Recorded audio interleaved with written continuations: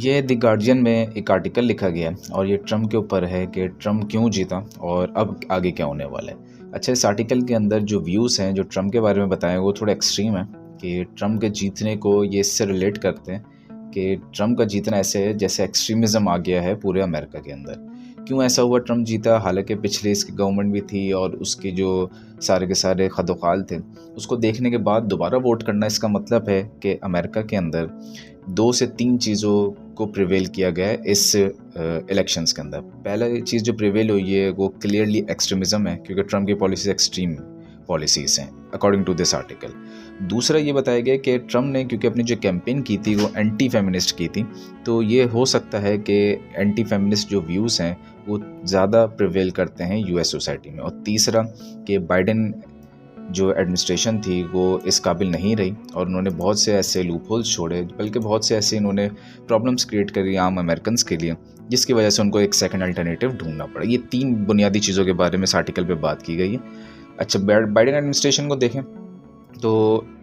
पिछले जितने भी डेकेड्स गुजरे, पिछले 3-4 डेकेड्स पे कंपेयर करें तो इन्फ्लेशन का जो रेट है वो बहुत हाई था बाइडेन एडमिनिस्ट्रेशन के दौरान, तो ये एक बहुत ही बड़ा सेटबैक था। दूसरा, अमेरिका जो है दोबारा, जो ट्रम्प ने उनको वॉर से निकाला था और कोशिश की थी, तो अमेरिका दोबारा वॉर्स में इन्वॉल्व होता जा रहा था। और तीसरा, ह्यूमन राइट्स की वायलेशन, जो कि ख़ास तौर पे पैलेस्टाइन और मुख्तलिफ एरियाज़ के अंदर, तो उस पर भी अमेरिका ज़्यादा कोई एक्शन नहीं ले रहा था। तो ये कुछ चीज़ें हैं। और कैमला हैरिस, इस आर्टिकल के अंदर बताया कि कैमला हैरिस ने अपनी कैंपेन तो बहुत अच्छी चलाई, लेकिन वो फेल कहाँ पे हुई कि वो अपने आप को बाइडेन एडमिनिस्ट्रेशन से अलग नहीं कर सकी, क्योंकि जो बाइडेन एडमिनिस्ट्रेशन ने जो पॉलिसीज़ अडॉप्ट की थी वो सारी पॉलिसीज़ को वो एक तरीके से रिफ्यूट भी नहीं कर सकती थी और डिफेंड भी नहीं कर सकती थी, जिसकी वजह से वो सारा फॉल बैक उनके ऊपर हुआ। और लोगों ने, खासतौर में मुस्लिम्स, अरब्स और डिफरेंट वहाँ पे जो सोसाइटीज़ और जो नेशंस हैं, उन्होंने खासतौर पर वोट दिया ट्रम्प को, जिसकी वजह से ट्रम्प एक स्विंग स्टेट्स के अंदर जीतने की वजह से वो प्रेसिडेंट इलेक्ट हो गए और ईजिली प्रेसिडेंट इलेक्ट हो गए। तो ये इसके अंदर बात की गई है। और मज़ीद ये कि ट्रम्प का जो एक्सट्रीम व्यू है वो अब पूरे अमेरिका के अंदर रिफ्लेक्ट हो सकता है। और ये एक और अच्छा इंपॉर्टेंट चीज़ इसके अंदर हाईलाइट की है जो आपको नज़र आ रहा होगा कि नाज़ीज़ ने जब अपनी रिजिम और पूरी पॉलिसीज़ को जब उन्होंने बनाना शुरू किया तो उन्होंने यूएस के कुछ चीज़ों को देखा था। यानी कि यूएस में एक वक्त में रेसिज्म, माइसोजिनी, फेसिज्म, ये सब चीज़ें एक वक्त में मौजूद थी और इसकी हिस्ट्रीज मौजूद है। तो नाज़ीज़ ने भी एक वक्त में इन सब चीज़ों को स्टडी किया था यूएस को देखते हुए और फिर अपनी रिजिम बनाई थी, और वही चीज़ ऐसा लग रहा है कि दोबारा प्रिवेल हो गई है ट्रम्प एडमिनिस्ट्रेशन के अंदर। तो ये इस आर्टिकल में एक बात की गई। अगर हम इन्हीं का सेकंड आर्टिकल देखें द गार्जियन का, तो इसमें बताया गया है कि ट्रम्प अब तो जीत गया है, लेकिन उसके बाद यूके के लिए एक प्रॉब्लम आ जाएगी, और वो ये आएगी कि यूके को यूरोपियन यूनियन और ट्रम्प के दरमियान एक पार्टी को डिसाइड करना पड़ेगा, सेलेक्ट करना पड़ेगा। ऐसा क्यों? ये पैस्कल लेमी, जो कि former head of World Trade Organization भी रह चुके हैं, और इनका जो टाइम पीरियड था वो गालिबन 2013 से 2015 के दरमियान ये हेड थे वर्ल्ड ट्रेड ऑर्गेनाइजेशन के, बल्कि 2005 से लेकर 2013 तक ये इनका पूरा टाइम पीरियड था जिसमें ये हेड थे। और ये काफ़ी बड़ा टाइम पीरियड बनता है और बहुत ही इंपॉर्टेंट टाइम पीरियड भी है, क्योंकि यही टाइम है जिसके अंदर वर्ल्ड ट्रेड ऑर्गेनाइजेशन के अंदर चाइना को आए हुए कुछ टाइम हो गया था। 2001 में उन्होंने ज्वाइन किया और चाइना इसी टाइम पीरियड के दौरान थोड़ा ग्रूम भी हुआ है और बहुत ही तेज़ी से दुनिया में फैला। अच्छा, ये फरमाते हैं कि अब ट्रम्प के जीतने के बाद, क्योंकि ट्रम्प ने ये कहा है कि वो बहुत से जो इंपोर्ट्स हैं और बहुत से एक्सपोर्ट्स पे टैरिफ्स लगाने वाला है, और ट्रम्प, आपको फिर डिसाइड करना पड़ेगा कि आप ट्रम्प के साथ जाते हैं कि आप यूरोपियन यूनियन के साथ जाते हैं। अगर तो आप ट्रम्प के साथ जाते हैं तो फिर आप तैयार हो जाएं कि आपके ऊपर टैरिफ्स पड़ेंगे और आपकी ट्रेड जो है वो यूएस से कम है, ईयू से ज़्यादा है। तो टैरिफ्स पड़ने की वजह से ट्रम्प के साथ जाते हैं तो ईयू से आपको अलग होना पड़ेगा, पहली बात, क्योंकि आप दोनों को एक साथ नहीं काउंटर कर सकते। और सेकेंडली, आपके टैरिफ्स से तो बच जाएंगे, लेकिन आपका जो बड़ा एक ट्रेड जंग है जो कि यूरोप से होता है वो आपका मिस हो जाएगा। सेकेंडली, इसमें ये भी बताया गया है कि ब्रेग्जिट के बाद स्पेशली तो यूके के लिए ज़्यादा बड़ा मसला है कि अब वो किसी एक को डिसाइड करें, और अगर ट्रेड की बेसिस पे देखें तो उनको डिसाइड करना चाहिए यूरोपियन यूनियन को, क्योंकि वहाँ से उनकी ट्रेड बहुत ज़्यादा है और ट्रेड पे ही पूरी दुनिया ने चलना है। क्योंकि ट्रम्प जो है वो आहिस्ता आहिस्ता यूक्रेन से डिपार्ट कर जाएगा, और एलोन मस्क ने भी, हमें नज़र आया था उनकी जो पॉलिसीज़ हैं वो आहिस्ता आहिस्ता ये लोग यूक्रेन से डिपार्ट करेंगे, और उसका जो एक साइड इफ़ेक्ट है वो ईयू पे पड़ सकता है। इसके अलावा जो फॉर्मर ब्रिटिश एम्बेसडर हैं ईयू के, जिनका नाम है आइवन रॉजर्स, इन्होंने भी कहा कि ये क्लियर है कि ट्रम्प का जो री इलेक्शन हुआ है उसका एक इम्पैक्ट पड़ेगा यूके और यूएस पे, और हमको डिसाइड करना पड़ेगा कि आप किसी एक तरफ जाएं। और अगर कोई भी फ्री ट्रेड एग्रीमेंट होता है जो कि ट्रम्प या उसकी टीम प्रपोज करती है यूके को, तो उसमें बहुत से ऐसे कुछ क्लॉजेस होंगे, जैसे वो एग्रीकल्चर मार्केट में असेस कर सकते हैं या वगैरह वगैरह। तो कोई भी आपके जो एग्रीमेंट्स है वो जब तक पास नहीं होंगे जब तक कांग्रेस पास ना करे, और कांग्रेस में भी जो डोमिनेशन है वो ट्रम्प की है। तो इन शॉर्ट आपको ट्रम्प की पॉलिसीज़ से अग्री करना पड़ेगा, जबकि ट्रम्प की बहुत सी ऐसी पॉलिसीज़ हैं जिससे यूके जो है बेसिकली हम कह सकते हैं वो अग्री नहीं करता, वो डिसएग्री करते हैं बहुत सी पॉलिसीज़ पे। तो ये एक इम्पैक्ट पड़ सकता है,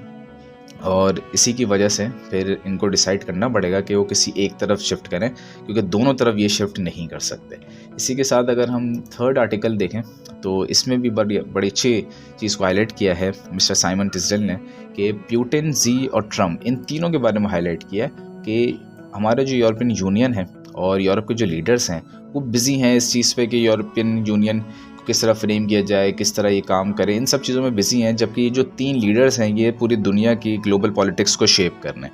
प्यूटिन जो है वो नॉर्थ से अटैक कर रहा है यूरोप के ऊपर, और वो यूक्रेन पर कब्ज़ा कर चुका है, और अगर इसको जिस तरह काउंटर नहीं किया गया और आगे भी काउंटर नहीं किया जाता और सिंपली ट्रम्प जो है विड्रॉ करवा लेता है, वॉर को रोक देता है, तो एक तरीके से लीगल लाइसेंस मिल जाएगा। और फिर होगा ये कि प्यूटिन आने वाले कुछ सालों में वो और इलीगल एनेक्सेशंस कर सकता है, जैसे 2014 में क्रीमिया की थी।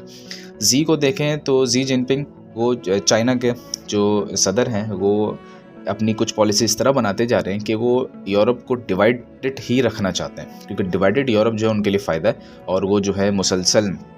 जो ट्रेड करते हैं यूरोप के साथ। तो चाइना जो है मुसलसल ट्रेड सरप्लस में है, और इनका जो ट्रेड सरप्लस, जो रिसेंट एनुअल ट्रेड सरप्लस था चाइना का, वो 292 बिलियन यूरोस तक का इनका ट्रेड सरप्लस था, जो कि बहुत ह्यूज है। क्योंकि डिवाइड एंड रूल पॉलिसी के तहत यूरोपियन कंट्रीज़ जो आपस में ही उलझी हुई हैं और आपस में कॉन्फ्लिक्ट्स का शिकार हैं, जिसकी वजह से चाइना सबके साथ ट्रेड कर रहा है, तो चाइना को ओवरऑल फ़ायदा हो रहा है, जबकि वो कंट्रीज़ चाइना से बैक में ट्रेड पे फ़ायदा हासिल नहीं कर पा रहे। एक ये चीज़। और तीसरी ट्रम्प के बारे में बात की कि ट्रम्प जो है वो अमेरिका फर्स्ट वाली जो पॉलिसी है ट्रम्प की, तो उस बेसिस पे ट्रम्प कभी भी रशिया और चाइना के अगेंस्ट नहीं जाएगा, क्योंकि अगर वो जाता है तो वो वॉर इनिशिएट करने वाली बात है। और ट्रम्प का बेसिक मोटिव ये रहा है पूरी कैंपेन का कि मैं वॉर इनिशिएट नहीं करूँगा बल्कि वॉर फिनिश करूँगा, ख़त्म करूँगा सारी वॉर्स।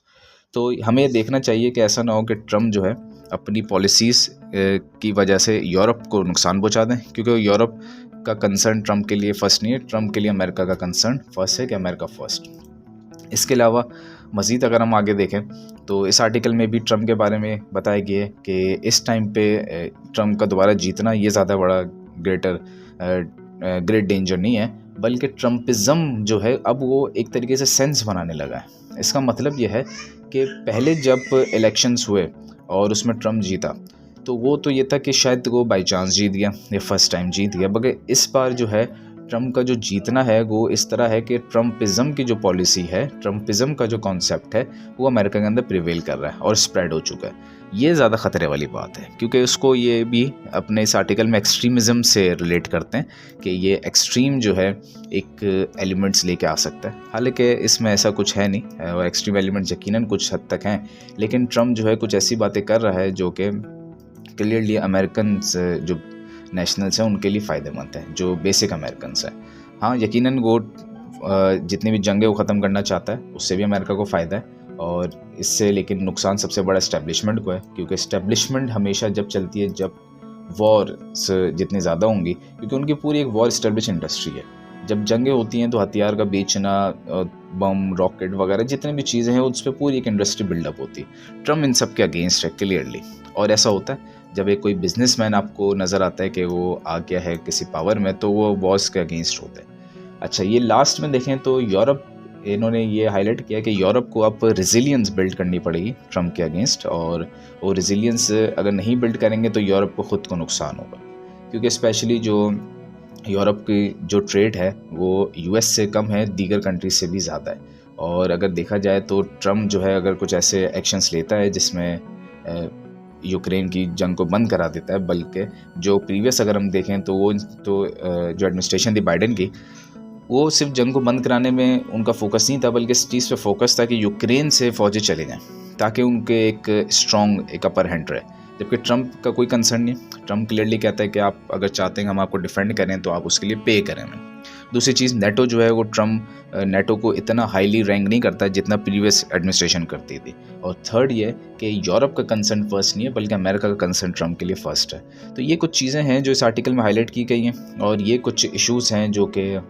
यूरोप के लिए होंगे आने वाले टाइम में, कि अगर तो वो ट्रम्प के साथ साथ चलेंगे तो उनको खुद लॉस होगा, तो उनको कुछ ना कुछ अगेंस्ट जाना पड़ेगा और कुछ पॉलिसीज़ में स्टैंड लेना पड़ेगा। तो ये कुछ ट्रम्प के एनालिसिस हैं और ट्रम्प का एक इम्पैक्ट पाकिस्तान में भी पड़ने वाला है, उस पर भी हम इंशाल्लाह अगली किसी वीडियो पे बात करेंगे।